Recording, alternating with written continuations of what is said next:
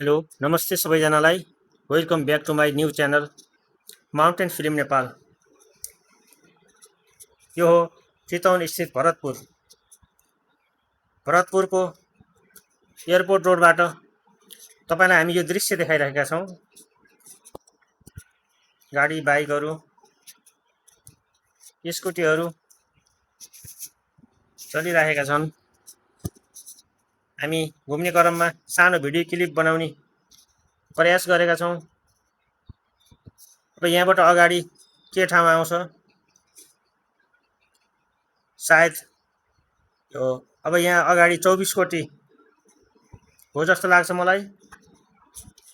हो यहाँबाट Butwal 123 kilometre, Kathmandu 143 kilometre, Hetauda 75 kilometre रहेछ यो 24 कोटी चोकदेखि। यो अगाडि 24 कोटी चोक।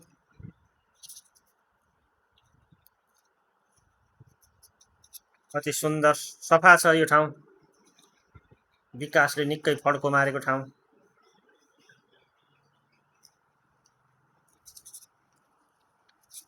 घुम्नको लागि अन्य धेरै ठाउँहरू पनि छ यो ठाउँमा, तर अहिले हामी यही रोडमा भएको कारणले गर्दा यहीँको सानो क्लिप मात्रै देखाएका छौँ। पछि अरू भिडियोमा हामीले अझै विस्तृत रूपमा देखाउनेछौँ। चितवनमा घुम्ने ठाउँहरू निकै धेरै छ।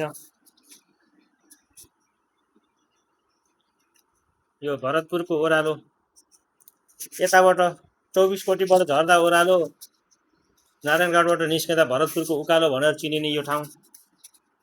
नारायणगढ बजार केही तल पुगेपछि नारायणगढ बजार निकै रमाइलो छ, ठुलो छ यो बजार।